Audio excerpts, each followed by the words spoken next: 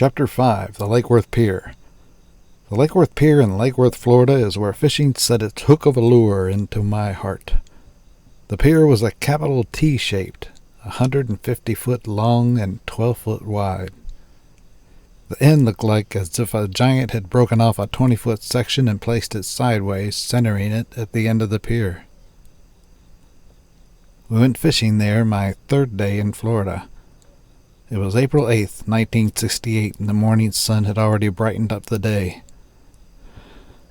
The first steps onto the pier for this 6-year-old were pure joy, seasoned with silent doubts about the structural integrity of the 20-foot-high wooden structure. The slow undulation of the ocean underneath reminded me of the power of the water, having experienced it firsthand when beach swimming for the first time the day before. I followed Grandpa and the rest of the family to the last pavilion, close to the end of the pier. There was fishing activity all around. I fished a little and caught nothing, but watching everyone else try their luck kept me busy that morning. I had learned how to ocean fish by watching the seasoned regulars. You could tell who they were by the equipment they had, and that they were catching fish when others weren't. Sometimes their appearance was an indicator of their experience level, as previously accumulated exposure to the sun had forced them to take extensive cover.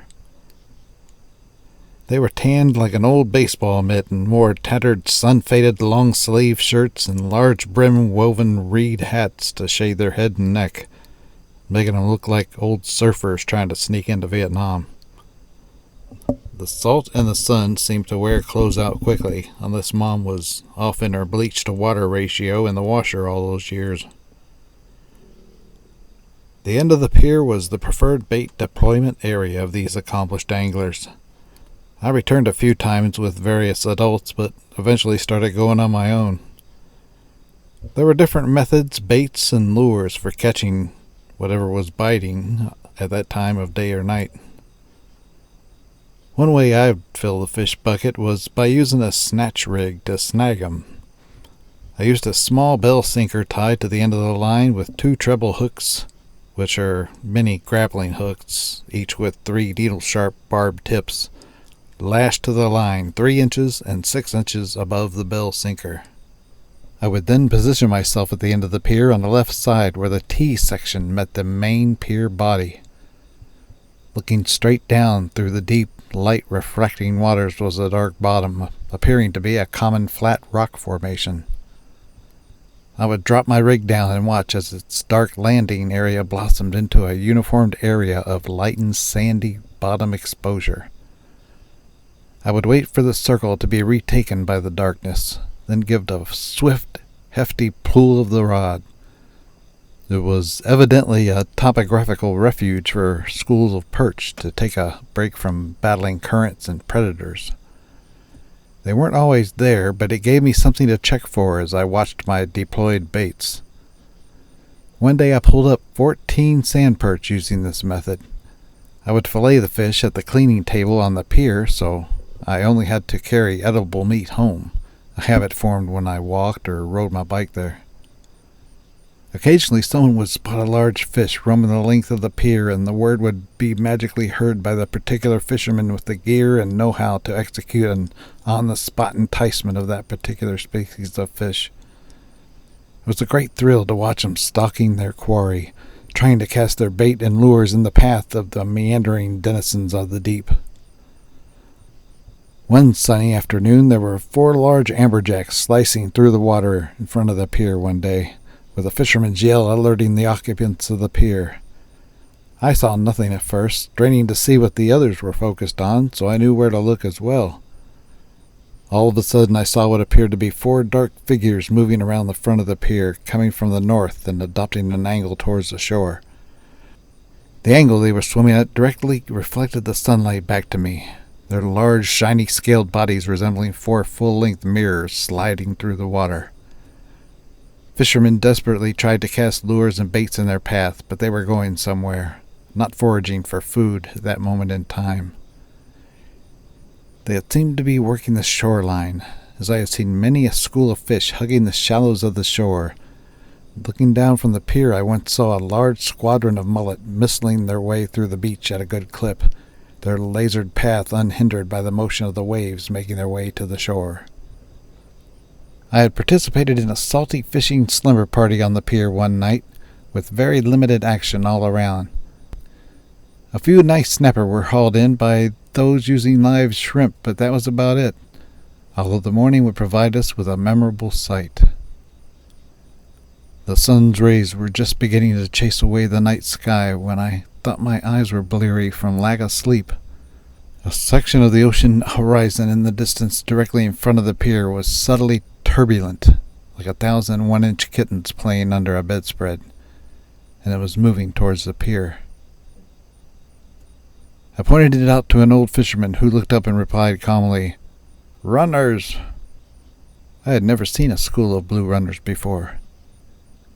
There was a group of tourists trying their hand at fishing on the pier that morning, as the butts of their fishing rods were spray-painted a bright orange, indicating to be a pier rental rod.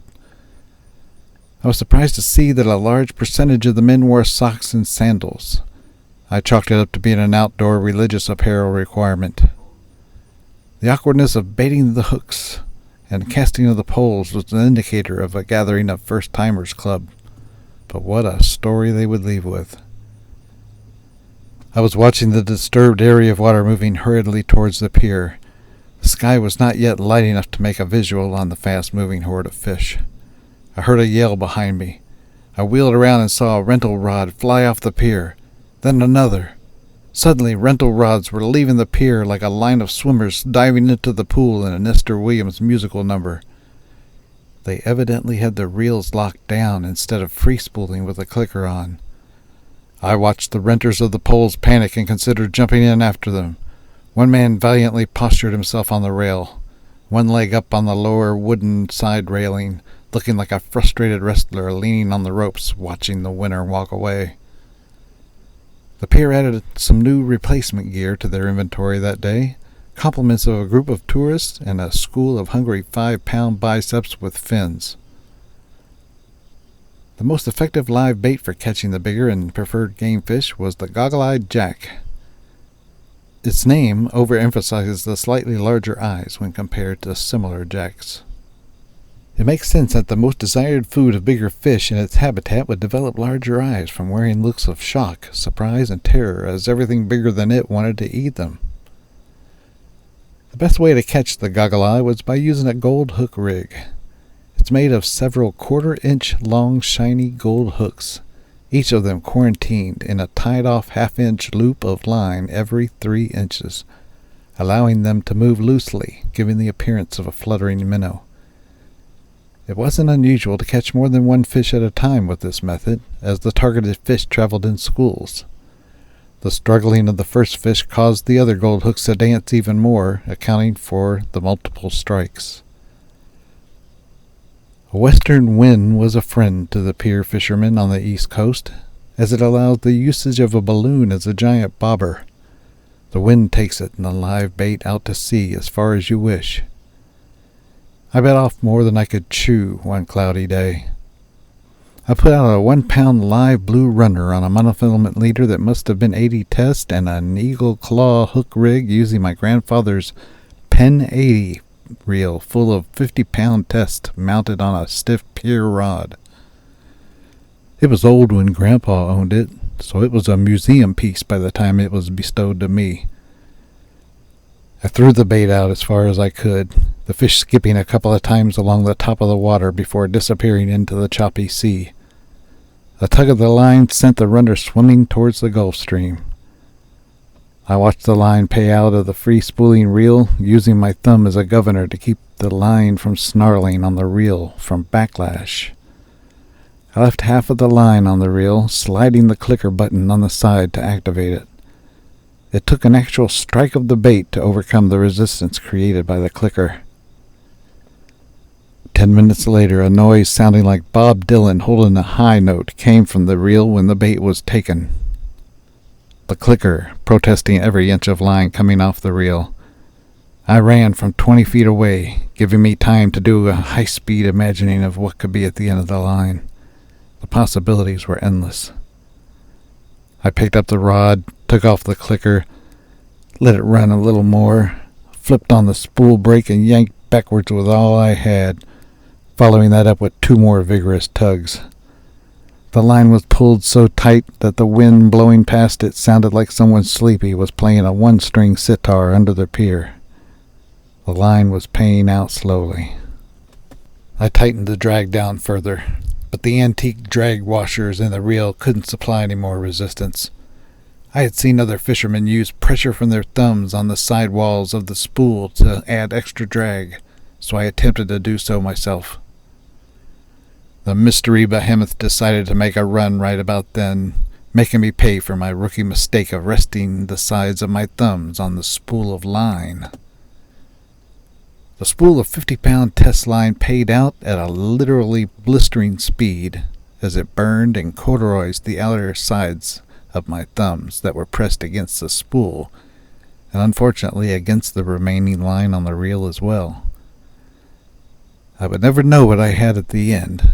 I just knew it was fast and powerful. I watched as it quickly took the rest of my line. I was left with burnt thumbs and an empty reel. I went fishing one night on the pier and met Philippe Alou of the famous Major League Baseball Hall of Fame enshrined Alou brothers, Jesus, Matty, and Philippe. His son Moises went on to have a successful career as well, including a world championship with the Florida Marlins in 1977. It had been a stormy day, raining out his ball game for that night as manager of the West Palm Beach Expos. Philippe told me he went snapper fishing whenever a game was canceled, treating it as found time. It initially felt as if I were interacting with a baseball card, for that was all I had known him as before that. He knew what he was doing, using the right bait, but wasn't having any luck. I asked him how he liked managing the Expos. He replied with a smile, "It's okay, I like it." I then said with confidence of a drunken fortune-teller, "You're going to manage the Montreal Expos one day." He laughed it off as I silently wondered where that baseless prediction came from and took note to never do that again. Little did I know that my words would come true 16 years later. I'd like to think that he used my prediction as motivation during his 16-year journey. If that fishy-smelling kid said I could do it, then I'm gonna do it. A magical time for me on the pier was right after an afternoon thunderstorm, while the sky was still a solid gray. The ocean became calm, transparent, and syrupy, allowing you to see all the way to the bottom. The gray sky muted all colors, giving everything a World War II color film look. It was after a storm one day that I heard someone yell, "It's Sammy!" I looked back towards the shore expecting to see someone walking towards us, but instead saw the faithful few that had remained after the storm running to the midsection of the pier. I ran over and looked down to see what appeared to be a section of a log floating underneath the water's surface. It was no log. It was the Andre the Giant of great barracudas, a mammoth predator with a mouth full of enameled razors. The flesh-separating ability of its dental configuration rivaled that of a shark. Its silhouette from above reminded me of a bomber's view of a battleship, as the head had the same profile as the bow of a warship. I discovered that his length matched the width of the pier when I saw the tail slowly disappearing under the north side and raced over to the south side to see his head menacingly emerge from below. There were thin white slash scars on its back, giving the appearance of many failed attempts to snag the slow-moving, confident fish. Sammy was so big that only one person had a rod and reel remotely capable of giving them a shot to battle him. They cast their best bait in front of him, but to no avail. He grew that big for a reason. I imagine it had the smarts of a simple human and the experience of the ages. The only chance to land the potentially world record-breaking great cuda was getting him hooked and keeping him in place for an attempt to get an assistance with a pier gaff, a long 2-inch in diameter, 20-foot rattan wood pole with a gaff hook mounted on one end with 2 automotive hose clamps. Rattan wood was used because of its light weight, flexibility, and outdoor durability. The pole was 6 foot longer than the distance from sea level to the fisherman's hands. There was one fishing strategy to use when nothing else was biting. The cigar minnow was probably the second best universal bait to use on the pier. It was a 3-inch long school fish that had the girth of a sizable index finger. You could find them lined up on the top of the water underneath the pier, just at the edge of the shadow it made. The seasoned anglers made it look easy, casting their snatch hook rig past the line of fish far away enough as to not spook them, and at the right angle to snag one with a well-timed yank of the rod. The live and healthy minnows were rigged in a way to let fish swim, attracting the desired game fish. The bait would eventually die if not taken, causing it to float to the top. This changed the targeted fish to the topwater terror, the hound fish, known on the pier to the locals as a houndy. The houndy was a souped-up needlefish with more teeth than a 2-headed crocodile. The entire length of its long bill was lined with these slender ivory fish catchers and could do damage with any part of it. This made for a great weapon to wave through a school of small fish. They were long but thin, reaching lengths of up to 5 feet, with a fully mature specimen being capable of comfortably wearing a lady's wristwatch around its body. It was enjoyable to watch the bait-taking process on the topwater. A silvery flash would streak towards the bait hovering around it.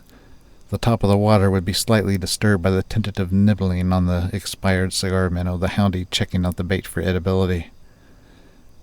It would then swim away with the bait, pausing to process and swallow its prey.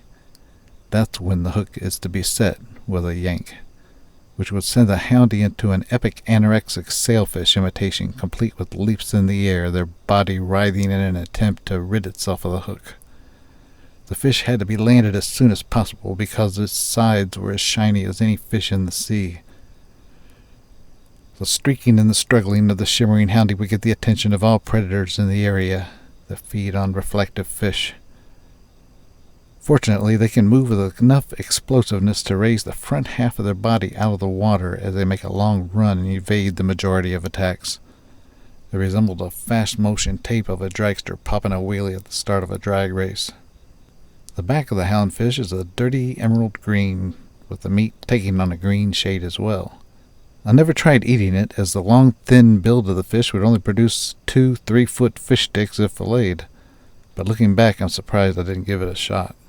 I was holding a 3-footer steady with one hand gripped behind the pectoral fins and the other attempting to remove the hook from its menacing jaws. The fish then made an impressive wriggling motion which caused my hand to slip forward, putting the inside half of my thumb in the powerful corner of its meat-processing jaws. The 1-inch gash happened in a flash, causing me to drop the fish and gawk at my unexpected injury. The salt water on my hands from holding the wet, slippery houndy made its way into the bleeding laceration. The pain experience gave authenticity and future impact to me for the old adage, rubbing salt in the wound. Luckily, there was a fish cleaning table on the pier complete with fresh water hose. The scar remains to this day, one side dark, the other light. I never was a kid that enjoyed performing post-mortem surgery on a cooked fish to get a fork full of meat. I was a fillet man all the way. To me, eating a fillet is like a relationship. The amount of enjoyment and fulfillment achieved is based on trust, if not finding a bone. I also wonder what the attraction was in regards to people having to dismantle their meals to get them. Why not have them remove the meat from the lobster claws and shells in the kitchen? We know what it looked like before. One doesn't need forensic evidence of the origin of the entree. It's like a chef leaving a patch of hide and hair on a steak. It was a joy unbounded to take a bite of Bud's takeout fish dinner fillets, not having to be concerned about an errant bone. Bud's is a local chain of restaurants exclusive to Palm Beach County. There was not a better place to get a meal to go better than Bud's. It was clear that Bud had cracked the recipe code for optimum seafood preparation. There were 3 fillets provided in the fish dinner, as they had the same taste Bud's satiating flavor every time. I never asked, but I wondered where they got their perpetual supply of future fillets, making me suspect they had a high-tech fishery farm somewhere growing their own supply of saltwater seafood and chickens. The cabbage in the coleslaw was as fresh and crisp as if it was just pushed off a chopping board. The coleslaw juice was a simple mastery of the proper amount of basic ingredients to use. The perfectly prepared crinkle fries were so numerous that it seemed almost a given that one fry would suffer a dual impalement from one of the 5 staples holding the 2 faces together of the oversized reinforced paper plates that made up the container for the meal, with at least 4 fries hanging halfway out of the enclosed area. Those were fair game for the person holding the meals that were to be left unopened until we got home. I admit to targeting my meal and kidnapping fries from the areas unprotected by staples. The item that stood out the most were the corn fritters. They were so delicious and universally loved that most everyone I knew saved at least one for the end as if it were dessert. I remembered the strategy of biting away a section of the outer mantle of crust, exposing the fluffy inside. It was then compressed downward into the coleslaw container to soak in some of the juice and create the perfect flavor bomb. A bite to be savored like beluga caviar is to those that pay $100 an ounce for the stuff. In my mind, eating caviar was swallowing a bunch of failed sturgeon embryos, every exploding egg releasing a miniaturized fish corpse in my mouth, each one having had the chance to live for over 100 years. I think it was the number of potential lives lost in the beluga massacre, each one represented by a small orb containing their unrealized potential. I was aware that the same logic applied to eating chicken eggs, but the undeveloped yolk was thankfully not resembling a small chick. Caviar also reminded me of the clutch of small white eggs deposited by the apple snails on the shafts of the cattails located by the canals and ponds of my beloved Palm Beach County stomping grounds. The love of anchovies and sardines was another mystery to me. Was I the abnormal one as far as not wanting to chew on a small intact fish, complete with bones, skull, and sunken eyes? How can the educated tongue not be curious as to what fish part had just made the crunching sensation in their mouth? Did they just mash a fish head between their molars, exploding it into separate pieces? The brain matter would be floating somewhere in their mouth, as their tongue inadvertently traps a circular fragment against the roof of their mouth. They think to themselves, was that an eyeball? Every particle, even partially round, becomes a potential organ or previous meal of the very unlucky creature. Only the aged sardines made out okay in the tragedy. They had lived a long life, and the end came quickly for it. As if weakened from time, sardine heart gave out from the tremendous compression created by the mass capture of the school by the trawler's net. I wondered if a jeweler could fillet an anchovy.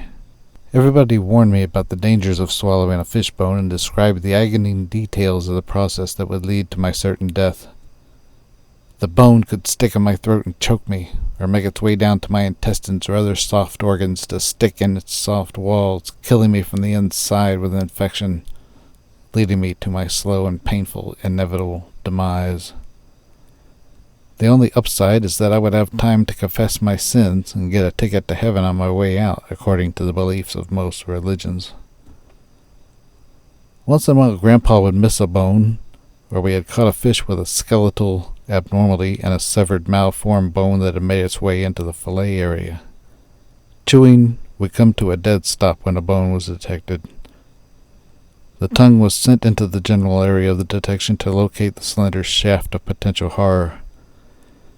Midway in the search, the brain determines that the best way to alleviate the situation is to covertly remove the partially processed food morsel from the mouth as a whole, making a napkin deposit or relocation to an unobserved garbage can for a vertical drop.